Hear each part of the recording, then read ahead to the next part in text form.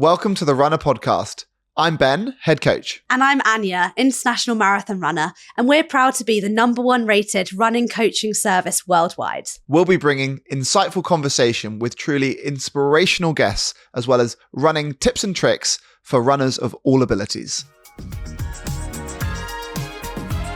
Today on the podcast, we had the most inspiring conversation with Deo Kato, who has been the first man to ever run from Cape Town to London, which was over 13,000 kilometres, and he's been running for 518 days. He got back just over 3 weeks ago, and he told us his entire journey. He did it all to raise awareness for the prejudice against migration and to show the faith in humanity. He talks us through getting locked in a prison for 22 days in South Sudan and everything he learned along the way. You'll love this episode. Hi Deo, how are you? I'm very good. Nice to be here. Finally to meet for the second time, but for the first time with Ben. Well, no, great to meet you as well, and we're really excited to dive into what is a fascinating story. Yeah, Deo and I have actually once been on a run together back before your challenge even started, which we'll dive into. But I think we should probably start before we ever met, right at the beginning. What got you into running in the first place? Running is kind of always been there in the background from being a child. But that was more for doing sports like football. So I never really liked doing running specifically by itself. And then in my late teens, I developed a condition which has never been diagnosed. But that meant that my condition, it's my body temperature is hard to regulate. And then I stopped doing any sort of sports. I couldn't do anything after going to doctors for so long. So I just kind of like said, you know what, I'm just going to figure out for myself how to deal with it. And running is something, I had something in the back of my mind. And I said, just go try and do a run or try do something to make me sweat. So I tried out running. Obviously it took quite a long process to actually from start point to get to a point where I can be able to do a proper run and sweat. So that's what actually helped me to start running and get kicked off properly. And then you completely fell in love with running. Fast forward a bit, became a running coach. What was it about running that kept you going? I enjoyed it. I really did enjoy it. Firstly, it's because it actually helped me with my condition, and that meant I'm going to stick to it. And then the other part is just being able to, one, it's a sport I can do by myself, but it's also a sport I can do with other people, part of a community. So I didn't really need to wait to be able to try to do with someone. I can just go out and do a run for myself. Easy to help clear the mind, and then it's also a social activity, so it's fun. So that got me kept going, and I'm still here. And I guess running's taken you on to do one of the most impressive ultramarathon challenges that could ever exist. But when you started, was it running 5K, doing your local park run, or training for a marathon, or what was it about running that you used in those early years? I think I just went out and just do it, just recreation. Yeah. Nothing to do with races, and it took me quite a long time before I actually did a actual 5K. I did a 5K, I think after 3-4 years since I started, just running around the park, even doing a park run or anything like that. So it took quite a long time to be able to get to that point. And is that because of the condition, or just from where you were starting? I think also because I didn't really know, I can just go for a race and just enter, and partly also because I was just kind of not too sure if I do enter a race what will happen because of my condition. So I just felt I just take it easy. I just do what I need to do. If I need to run with people, I run with people. But if I don't need to, no need to push myself to get to that point. So I think also there was a bit of being scared. If I say I'm gonna go for a race, what's gonna happen? Am I everybody gonna be looking at me, and what are they gonna think? All these things. So my first 5K run was when I was in Australia. And this is after I've kind of like pushed the boat out a little bit more. I've come from, my body's healed. I've decided to travel and do a solo trip. So I felt more confident, you know, and that gave me the confidence to say, let me enter, a race. And when I did enter a race, it was a lot of fun. So do you think that gave you the confidence? You realise it's not as scary as it was, almost gave you the confidence to believe you could do this crazy challenge? Yes. And they actually validated that I'm actually a good runner. So the people who were cheering me on, they said, oh my God, you're actually a really good runner. And that gave me like even more confidence and said, you know what, maybe I try this race thing a bit more. And when I came back to the UK, I then started doing a bit more races and got more involved with communities. So that helped a lot more, yeah. And over that time, are you focused? You said you're doing more and more races. Was that keeping at the 5K distance? Were you building up your distance, or kind of what area within running were you enjoying and kind of seeing the most progress? I did 5Ks. Yep. I did 5Ks, 10Ks for a little while. And then out of the blue, I was just like, you know what, I feel brave enough to push the boat out even farther. And then I was thinking of doing a marathon. So I was looking at what marathons I could do. And when I was about to book the marathon, I don't know what possessed me. I ended up booking an ultra marathon. So 100 kilometers.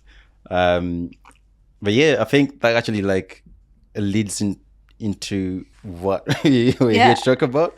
And, you know, that kind of thing where you can be more daring and just say, you know what, I can go for this. So yeah, I ended up booking a 100-kilometer race, and then I just had to figure the rest out in the middle between from where I was to that distance. That's where I got to fit in the other races, the distances, half marathons and a marathon distance. So how long did you have to train for this 100-kilometer run? It wasn't long. I think it was like 4 months. Wow. Maybe, yeah. And then how did it go? I finished it, but along the way, the training process to get to that point, to even the start line, was filled with a lot of challenges, injuries before, I think like 4 weeks before the actual 100. And then the 100 kilometers was a lot of suffering to get to the finish line. But I managed to finish it. I managed to get through it. I think I finished like after midnight. But yeah, I was really happy to actually be able to get to the finish line. And so I guess when a lot of people do these crazy challenges, whether it's the first ultramarathon, first marathon, or an Ironman, often people say, I'm never doing that again. Yeah. Did you think when you finished your 100-kilometer event that you'd do something like that again and perhaps even go further? I didn't know if I would do it again, because how much suffering there was from actually booking it to finishing it. It was a lot of pushing and trying to change things. When you're also working full time and trying to fit in the training part, it's I felt like it was a lot of work. But then out of the blue, I booked another one, and I think is part of like the enjoyment, the achievement side is what brings us back to doing these things. And I felt like, let me do another 100K. I think that was also quite a lot, it was painful, but I had a bit more of experience to get to that point. I could be able to manage it better. So I think we should get on to, you have just ran from Cape Town to London. You only finished this a month ago. Yeah. What led you to sign up to that? I know it wasn't a thing like a race you signed up for. Like, this is all on your own back. What even gave you that first thought to even begin with? So this part of my Cape Town to London is actually another part of like what I've been doing before. Okay. Initially, I was doing the Running for Justice campaign, which I started in 2020. And then it became a community event where people take on, a segment like for a week or 2 weeks, and they run 10K every day. But I I'd been running 10 kilometers for 381 days from 2020 to 2021. It was a protest run, protesting against police brutality and Black Lives Matter. So then I was trying to figure out how to tell the story from a different point of view. And then I initially kind of always wanted to do something in Africa, but I always put it into the back. And also part of my personal experience being growing up in Europe and London, it's always hear this thing where people say when it comes to like being, things to do with race, as a Black person, go back to where you come from. I'm like, my friend, if you really know where we all come from, you know that we all come from Africa. So, I dug a lot more and dug a little bit more information, doing research, and then kind of like discovering that how the first remains of humans actually like where they were found.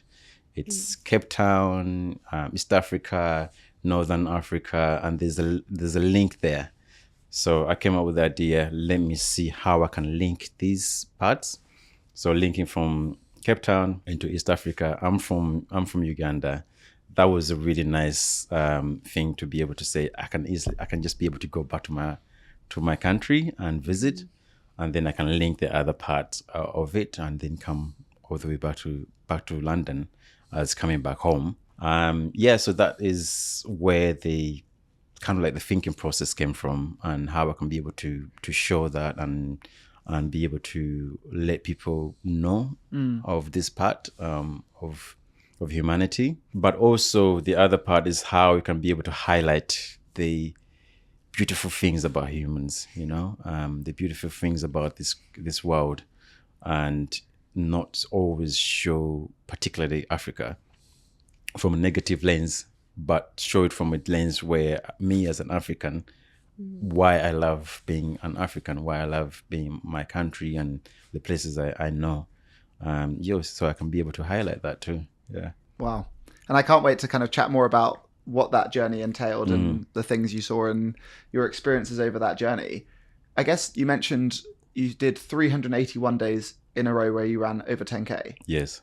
And was that after doing that first 100K, or was that before you did that first 100K? I would love just to understand about how you built up this endurance and when did that come in the timeline? That was after I did the 100K, and I had done a few 100Ks before. So I had built up, enough understanding of how to manage my body, how to do, big distances. But the maximum I'd gone to is 100K in one day. And how did you find running 10K every day for 381 days? Like, were there days where you didn't want to run, or were you, obviously you said you were doing it for like kind of a protest run like you mentioned. How hard was that? That was super tough. That was really, really tough. There were many, many days where I got out of bed and I was like, why did I, come up with this idea? And I looked outside the window and it's raining. I'm like, oh man, like the process of, waking up and seeing like really, terrible weather outside, and then you have to motivate yourself to go out. And you guys know how, being a runner, how it's like. But when you're doing it every single day and the body is already broken and you're trying to pick yourself up and just go out, that was, it was a really tough process. But also part of it was quite enjoyable to see how much I can get from my body. And was there something special about 381, or was that, why did you stop? So there was a special significance around 381. 381 days is significance in the Montgomery bus boycott that happened in America to end segregation on buses. One of the main people or the main figures in history is Rosa Parks, who sparked that movement. And that's why I chose that specific day or specific number, because it's a lot of the time, like, when you do things, like, especially when it comes to like protests, it's we come to a point where we kind of like, I've done it for 3 months and then I give up. But then if you have a specific number or a time scale which is farther than a year, let's say, you keep going and keep pushing and keep and you endure so much more, and realize the more you keep showing up and show up every day, the more change happens. And through that, what happened is like, I got more traction. People are able to see it for much longer, and then there's a bit more benefits that come out of it. Amazing. And I guess all the while, given that what you go on to do, running in that way for so long will have been incredible training. And I guess when you then decided to start the challenge running from Cape Town back to London, did you realize how long it was going to take you? And I guess for context, how many days did it take? So yes, the plan was also to fit it in 381 days. So keep with the same theme. And I knew it was going to be very challenging. It's a big ask compared to, running around London for that time frame. So that was 381 days. That was the plan. But then it ended up taking me for 518 days to get back to London and finish. And so with that in mind, I think it works out at around about an average of 25 kilometers a day. Obviously, there are days where you weren't able to run that we can chat about. Yeah. And you were aiming to do it in less days. And I mean, obviously, your body held up incredibly to be able to run as it did over the 518 days. How do you think you'd have found it trying to run 30 plus kilometers every day? I think it was tough. It was going to be tough. Because I ended up I did it as a run streak, to start with. And I was forced to stop the run streak at 315 days. And by that time I was averaging almost 30 plus kilometers by that point. So you were 300 and something days in before you had to stop, and that's running over 30 kilometers a day. Yes. Yeah. So I guess let's come on to why you stopped, but how did the first few days go? Did everything go to plan?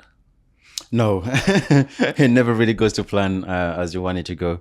I think the first 10 days, because that got me, adjusted to the rhythm and how everything goes. My body was kind of in a shock of how much mileage I had to put in, doing ultra distances back to back, and then bringing it down to try and manage, the mileage. Yeah, it was a bit of a shock for my body for the first 10 days. And what was it physically about the body that was calling the loudest? Was it your feet? Was it your calves, your quads, your back? What was the most painful? My knees and just physically the upper body. I think because it wasn't used to moving for so much mileage, because the maximum I had done, I think back to back was probably 30 kilometers. And now I'm pushing it further to 40 plus. So you're running every day. What is the point when you were forced to stop? Because this is crazy. So we went into South Sudan. And in South Sudan is quite a country that's kind of on edge a bit. So there's a lot of checkpoints. And we got into a checkpoint where we was exiting Juba to go into northern South Sudan, and we were stopped by the military and the police, and that's where they end up arresting us, me and my driver, and that's where I had to stop for 3 weeks, and I was in jail for 3 weeks. And why did they stop you? They stopped me. It's still a bit like, guys, why did you stop us? So the question is still there. But they did say that is because we didn't have a physical letter that explains what we were doing and why we were doing it, and it wasn't approved for the Ministry of Sports. So that's why they stopped us, and they ended up putting us in jail. And us is you and your driver? Yes. And so did your driver set off with you on day one and he's there 300 days later? No, so I had change of drivers. Okay. I had that driver that I was in jail with. He started with me from Uganda in Kampala. Okay. That's where he started from. Wow. And it must have been a huge shock for him as well to be driving and supporting you as a runner to then join you in jail as well for 3 weeks. Yeah, it was a very difficult time to actually feel like we had been on this journey where we moving every single day and we experiencing new things, and out of the blue we have no explanation of what's happened and when we're going to be released, why exactly they arrested us, because if it was a case of what they did say, it could have been very, very easily resolved. And we also didn't have any communication with our loved ones, and that was the most toughest part. And so what does being in jail feel like? I mean, obviously it must have been awful without being able to carry on with the challenge, talk to your loved ones and understand why you're there and for how long. But what did it entail day to day? So we were 2 different places. The first part... So you weren't locked up together? We were together. Okay. But we got moved to a different prison. So the first place we were there for 2 weeks. And that was more like a house place where we were arrested. It's kind of like a safe house. And that place we were able to kind of come out in the daytime and be on the outside, but not move anywhere apart from being out in front of the actual cell. And then we basically, while it gets a bit dark, we get locked inside again. There is no light. We have only, the clothes we got arrested in is the same clothes that we wear for all that period. And we were have 1 meal a day, which they give us.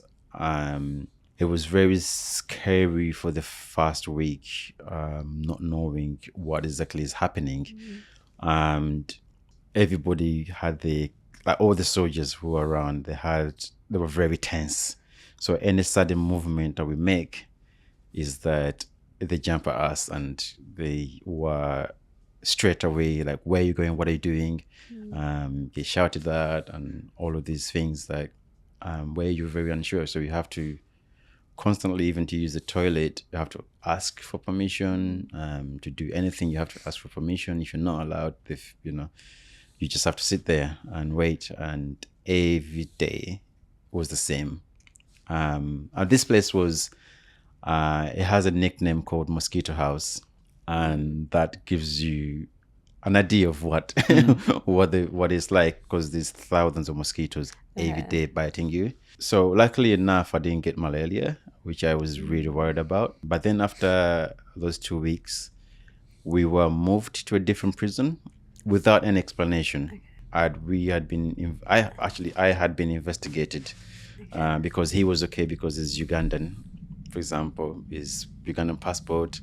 This is my driver. He's got a Ugandan passport and he's Ugandan. But me, as a British citizen, I was the one that gets in all the questions and the one that's getting interrogated for all these things. So we were then moved to a different prison with no explanation.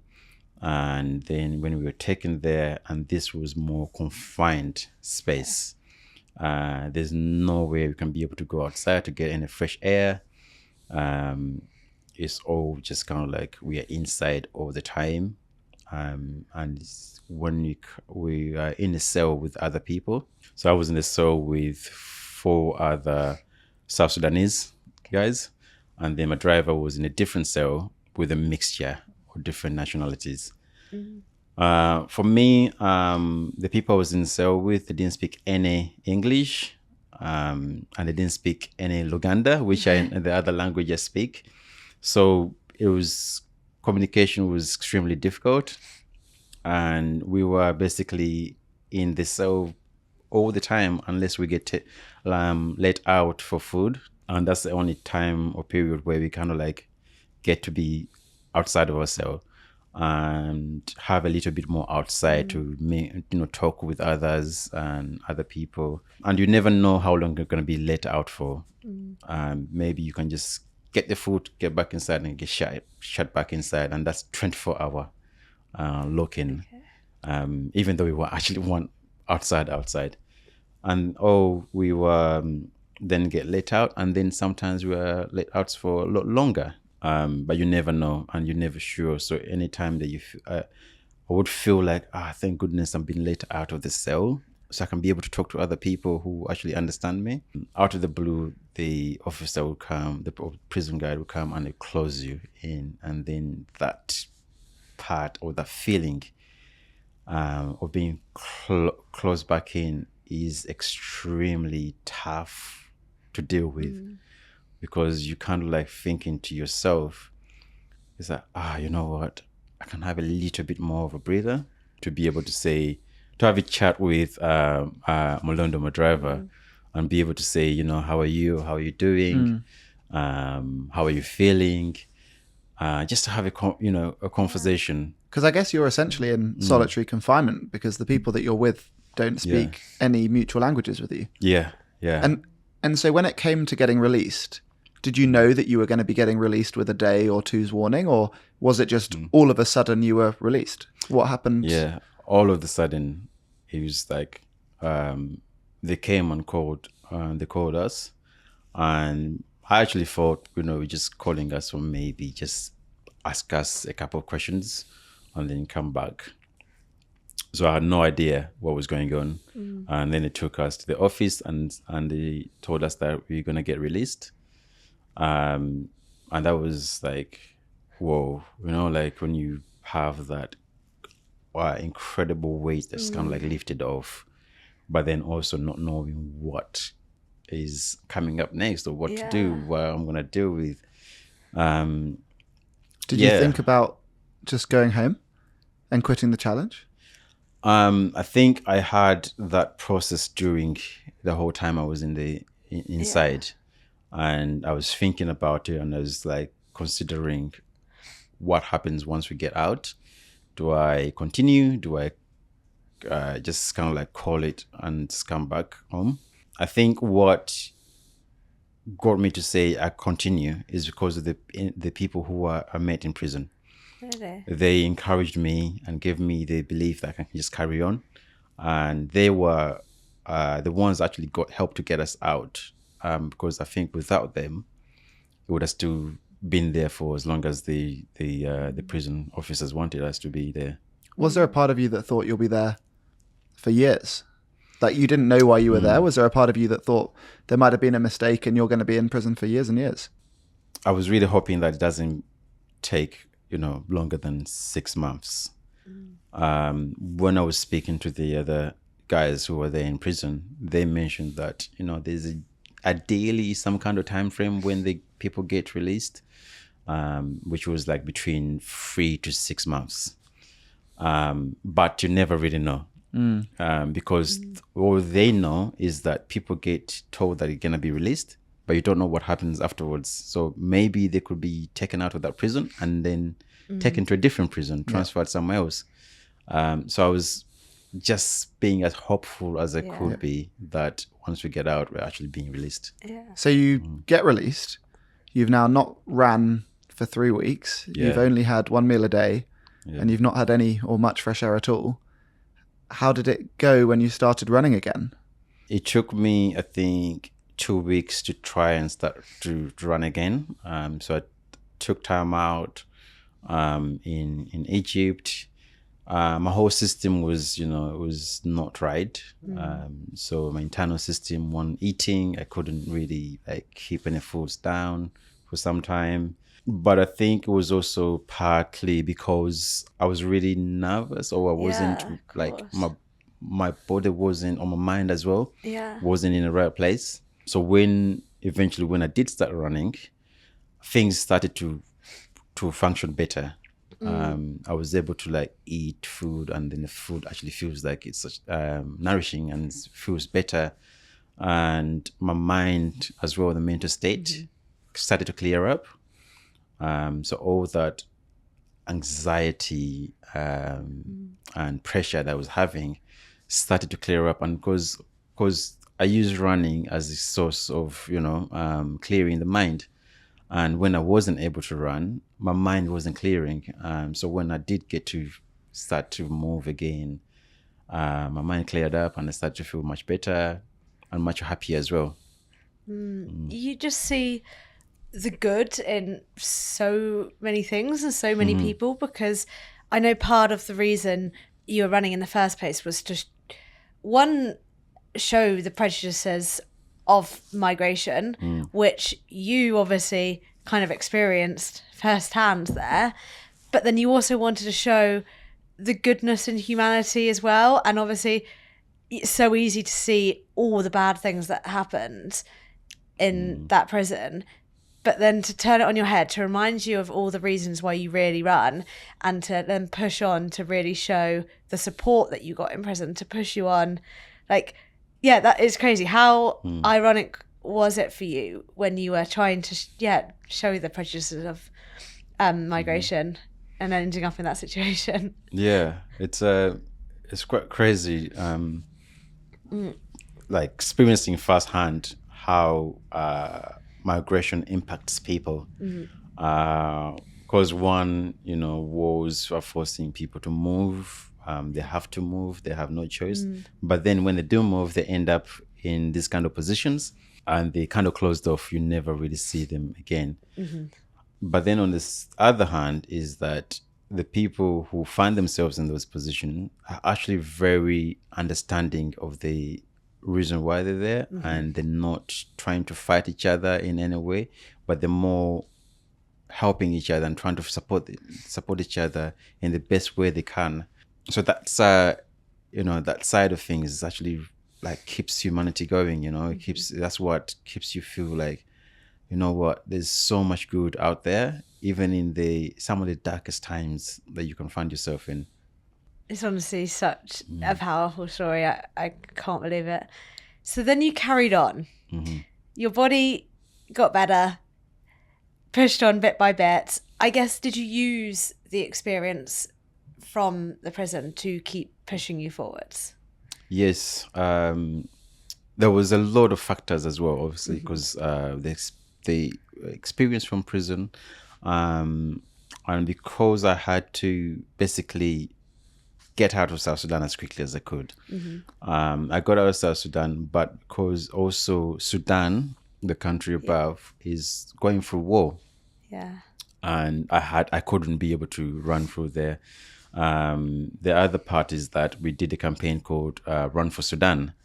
And that Run for Sudan got a lot of different people from different communities around the world.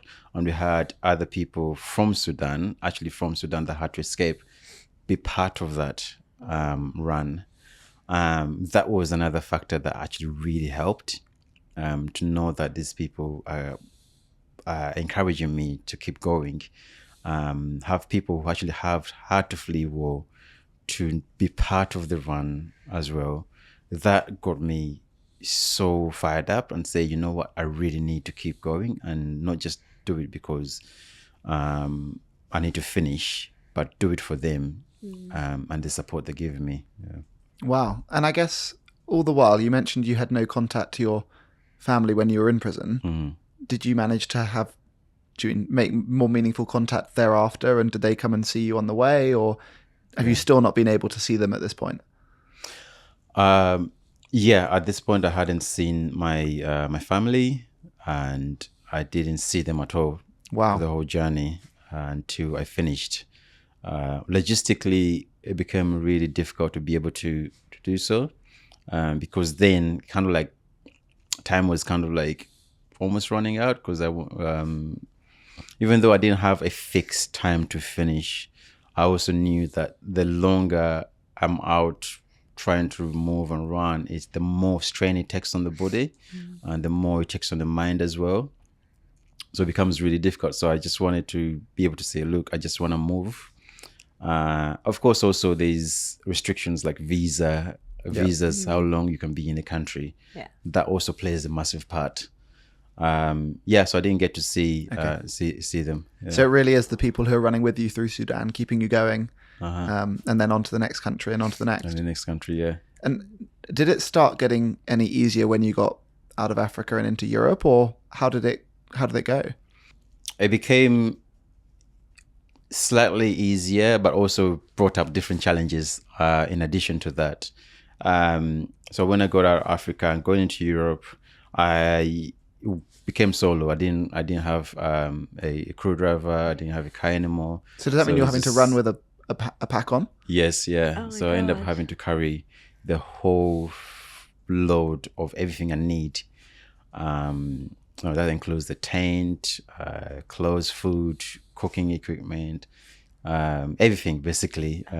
So I can be able to camp. Wow. And that is the new challenge then I end up facing. Yeah. And I guess, I'm not sure how much you're aware of, but I guess over the same time period, there's probably been so much attention put on so many other running challenges where people have a lot more support. Yeah. And potentially they go and raise more money for charity or have more exposure in the media. How do you feel about that, where you're working so hard for an amazing cause on your own? Yeah.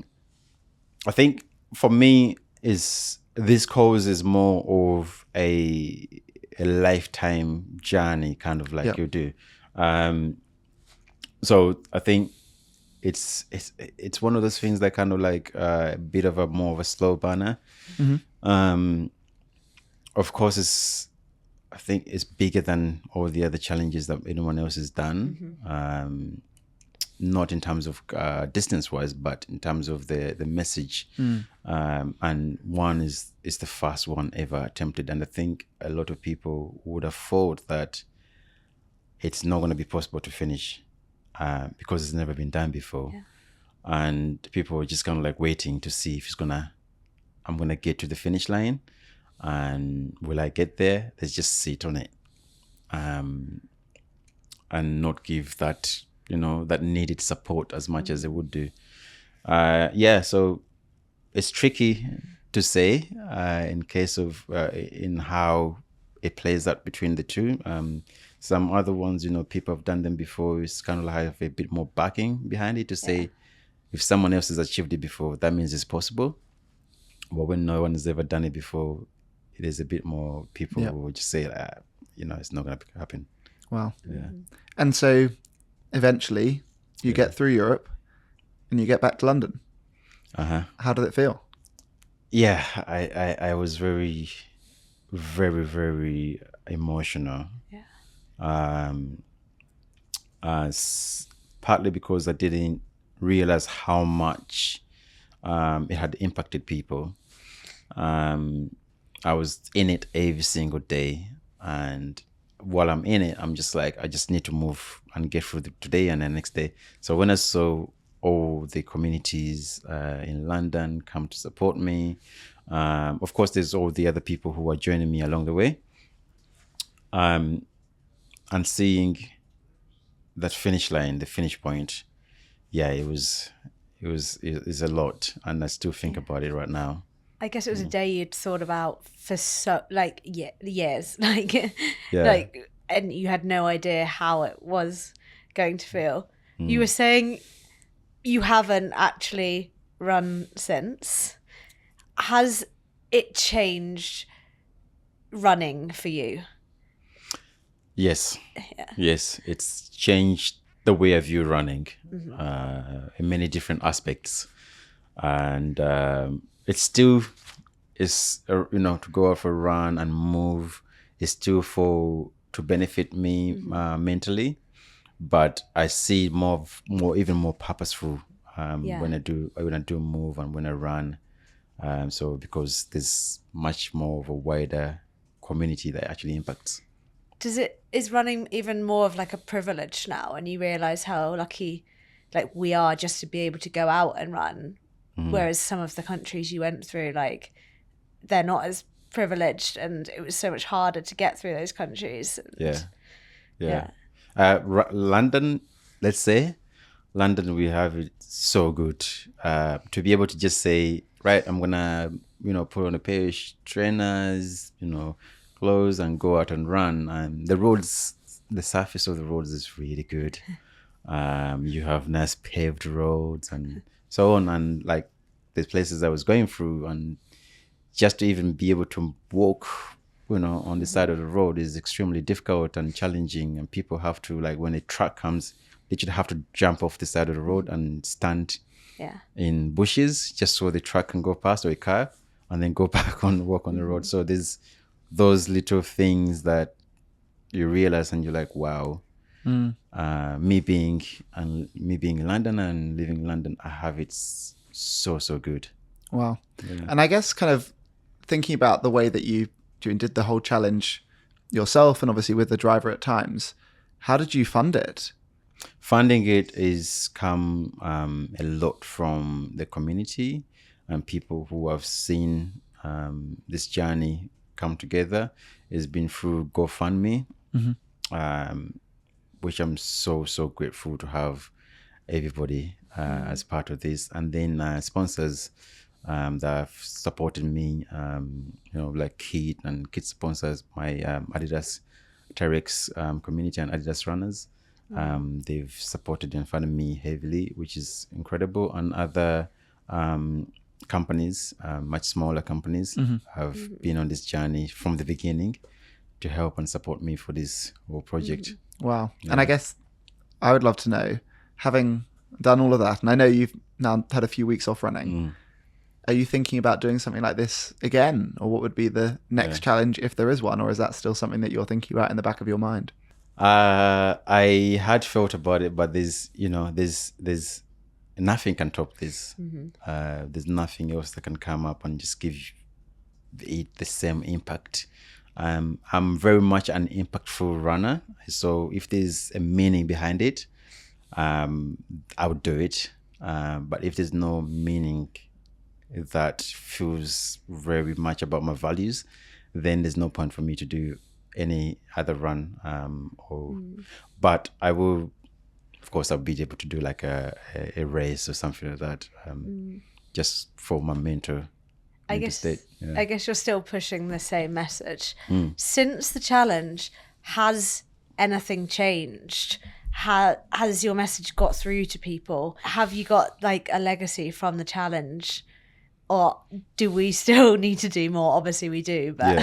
Yeah. I think people now actually are more exposed to the message, migration, and it's been a hot topic in the news, of course, in terms of like how we view migration and movement crossing borders, particularly. But with my message, it's more about the different narrative that I've shown, and people being able to see that different narrative is that actually have a better understanding. It's like not everybody that does migrate from a specific area of the world is here, for example, in the UK, come to do bad to the country. So I guess people have taken that message on board, and I hope that they actually be able to. There'll be more change and more challenging than narrative of negativity around movement, around migration. Yeah. No, it is a truly inspiring and an amazing journey. And I guess for people who want to support, what can they do to help support everything that you stand for? Yes. In terms of support, actually, I would say this: there's still my GoFundMe page me is still open, and I'll probably use anything that's coming in to support the communities or some of the charities I've interacted with while I've been on this journey. Yeah, I will be putting out more information as I get more time to be able to clear a bit more of my days and weeks and months, and I can work around with the charities, give more information of like what, how I can be able to support other communities. So watch the space. There'll be a bit more coming. Amazing. Yeah. Wow, that is absolutely incredible and a huge well done. We're going to segue over to Steph with our coaching tip of the week. My top tip today is on rest. Now, let's be honest, not all of us runners embrace a rest day, but these are really, really essential for helping us get faster and for reducing our chance of injury. If you follow our Runna plan, we will factor these in for you. But don't be afraid to take the odd rest day here or there that isn't planned. If you feel you need it, it's really important that you take it to get the benefits of your training in the long term. Thank you very much for that, Steph. We're going to come back with a slightly more light-hearted second half to the podcast. So we like to run through a few this or that's. So we'll present you two probably equally silly options, and you're going to have to pick between them as to which you would prefer. Yeah. So for your next marathon, you're running a marathon distance. Would you rather run it backwards or run the entire marathon in deep sand dunes? Ooh. Having experienced sand dunes, interesting. How deep are the deep sand dunes, though? Soft sand. Soft sand. Feet are getting buried, but stops at the ankles. I think it would be interesting to do it backwards. Yeah. Really? Yeah. That'd be quite something. I don't know. I'm sure someone's run a marathon backwards. I'm sure. Even a park run backwards. I've done. I tried to do a park run backwards with my friends. Yeah. I think they were all drunk and hungover, so I thought I'd do it backwards to give myself a better workout. At like 3.5, 4K, my calves were burning like crazy, and I turned around and ran it forwards for the last kilometer. So I think a marathon would be pretty tough. Yeah. But I think because running in the sand dune, it would take hours. Yeah. Like, if you do it backwards, I think you can still probably finish it before running in the sand dune. When you sink your foot inside in the sand, you're like trying to dig out and then get another foot. Yeah, it's kind of tough. Yeah. And was some of the parts of the challenge filled with some really tough terrain? Yes. Yeah. There was a lot of constantly changing terrain. Of course, the sand. Having to like step in and you're like, gosh, I've got another 10K to like go through this section of that, of the sand. It's tough. It's annoying as well. I guess coupled with the sand, we never spoke of it, but I guess what you said was the biggest challenge getting into running was your condition and kind of overcoming the battle of your body's regulating your body's heat temperature. Yeah. Was that an issue as you were running through Africa and everything there? I was very conscious of it in the case that it could happen. And that was one of my, before starting, was my biggest worry. And I guess that's also part where I would say I would rather not do this, run through the sand dune and the desert just because I don't know how I was going to react. And also, if you're doing for the sand's going to go into the shoes and yeah. Fair enough. Okay, next one on the similar topic. Would you rather only run at night under the stars or only run in extreme midday heat?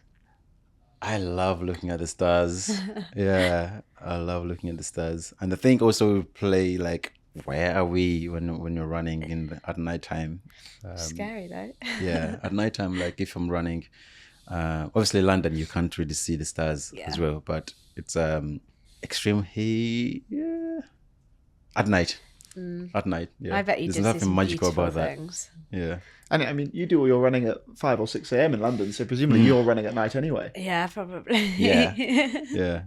Wow. And our last one of these. So I'm aware that you love to run in your Adidas Terrex, your Adidas Terrex jacket. Yeah. Would you rather always wear that for every run, forever, or you can never wear your favourite Terrex jacket again? Oh. What happened with your Terrex jacket? You can run. Yeah. What happened is that I ended up leaving it in the hotel room, and I checked out, but then I realized that I left it there. So when I went back to find it, I will ask them, what happened to it. They said it wasn't there and no one had seen it. So it had gone missing for some time. And then eventually, Alice, my ex, went there and questioned about it. And then they ended up finding it in the laundry room. Apparently they left it there without any explanation where it came from. So no one knew who had it or where it was. Yeah, but we found it now and I have it back with me. It'd been with you since the start and it finished with you. Yes. Wow. We've gone through some really challenging times and beautiful moments together. So are you always running in it, or are you never running in it? I think I would run with it. Yeah. Yeah. So it started. I think because if it's hot, I'll probably just take it and tie it around my waist, right? They use that caveat to do that. Sure. Yeah. So you had it with you all 518 days? Yes. Wow. Yes. And it hasn't got a hole in it? It has some wear and tear, but the only wear and tear is like around the zip, because I always zip it down to put my phone inside. I see. And that was like the real kind of like wear and tear. But otherwise, it's good. Wow, sounds like a good advert for a running jacket. Yeah, definitely. Do you want to come in with a final question? Yeah, final question that we ask all of our guests. So you're designing your dream race. What distance is the event? Where is it? What food and drink is being served at the end? And who's presenting you with your award? Oh, wow. I think distance is 50 kilometers. 50. Ultra marathon. Nice. Yeah, ultra marathon. And somewhere warm. So I would say, But not on sand. not on sand. Yeah, not on sand. Somewhere really beautiful and warm. I'd say in Kenya. Amazing. In Kenya, yeah. It's not too hot, but it's not too cold. But obviously, southern Kenya, let's say, is not super hot. What was the other part of it? What food and drink is being served and who's presenting you with your award? Okay. What was your first meal at the end of the challenge? It's not it's not what I was hoping for. What were you hoping for?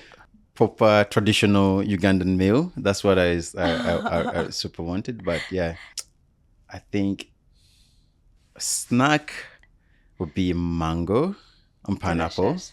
Yeah, mango and pineapple. Fresh, like proper fresh. Drink wise, let's see. I think I will have like a nice cranberry juice. Nice. I really like cranberry juice for some reason. And Who's presenting you with your award? and that's a really difficult one. I really don't know. Yeah, that one I don't know actually. You could present the award. Yeah, with my own presenting. You could give the award. Yeah, At the finish line. at the finish line. Yeah, that would be Yeah? because I think there would be too many people to choose from if I want to choose. Like there's too many people I'll think of. Yeah, No, amazing. yeah. Well, that would be quite the event. Would it be on road? Where would it? It would be a mixture. I think it would be a mixture of road and trail. Kenyan dirt tracks. Kenyan dirt track, bit of scenery in the mountains, and then go back onto the road. Maybe like a loop, Yeah. something like that. Yeah, I think it's really beautiful in Kenya. Yeah, and I say Kenya because it's a little bit more better set up for running on both trail and road. Honestly, you've got the most amazing story, and thank you so much for telling us. And it's super inspiring. Yeah, thank Yeah. you. No, great to meet you, and thank you for sharing what a inspirational journey you've been on. Thank you so much for having me. Today's podcast was brought to you by Runna. If you want to train for any goal, download the app today, and don't forget you can use the code Runna Podcast for a 2-week free trial. Whether you enjoyed the episode or not, please like, share, follow, subscribe, do all of that nonsense, and we'll see you next time. Thank you so much for listening. Wow, you made it all the way to the end of the podcast. And so for all of our loyal listeners, we have a special 15% off all of our Runner merchandise. If you want to look as cool as Anya, then go and use the code MyFastSocks for 15% off all of our Runner merchandise. And thank you again for listening.